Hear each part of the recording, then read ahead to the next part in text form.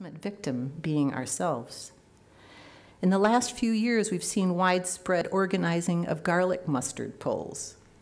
But who or what will pluck us from those roads on which we don't belong and stop us from further upsetting the balance of nature?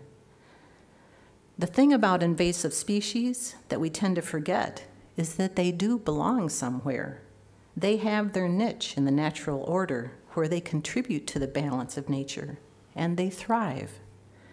We need to find those places, figuratively and literally.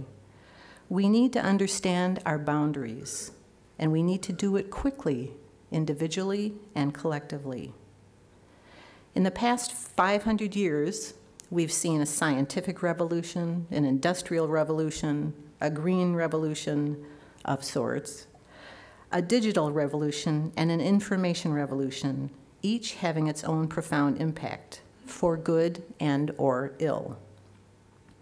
In his book, Blessed Unrest, Paul Hawken of Smith & Hawken, and an acclaimed visionary throughout corporate America, unveils the growth of a worldwide movement, the next revolution. Well over 1 million organizations currently dedicated to environmental and social justice issues around the globe, determined to heal the wounds of the earth. He states, if you look at science that describes what's happening on Earth today and aren't pessimistic, you don't have the correct data. If you meet the people in this unnamed movement and you aren't optimistic, you don't have a heart. So there is hope. Yes, there is hope.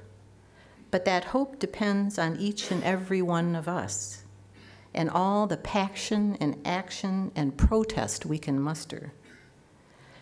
You might start with a short writing exercise. In this wonderful book, Moral Ground, Ethical Action for a Planet in Peril, over 80 visionaries have set down their thoughts on paper in 3 to 5 pages, presenting a compelling call to honor our individual and collective moral responsibility to the planet. Clarify for yourself and others if you care to share your own passions, motivations, and understandings. Then join the revolution. Activate your sense of wonder. Sharpen your instincts. Hone your critical thinking. Amass your resources. Renew your membership in the circle of life. Teach your children and be vigilant. New York Times columnist Thomas Friedman is one of the essayists. He wrote, the environmental law expert John Dernbach once remarked to me that in the final analysis, the decisions Americans make about sustainable development are not technical decisions about the environment. They are decisions about who we are, what we value, what kind of world we want to live in, and how we want to be remembered.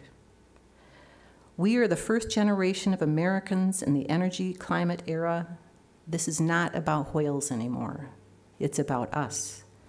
And what we do about the challenges of energy and climate, conservation and preservation will tell our kids who we really are.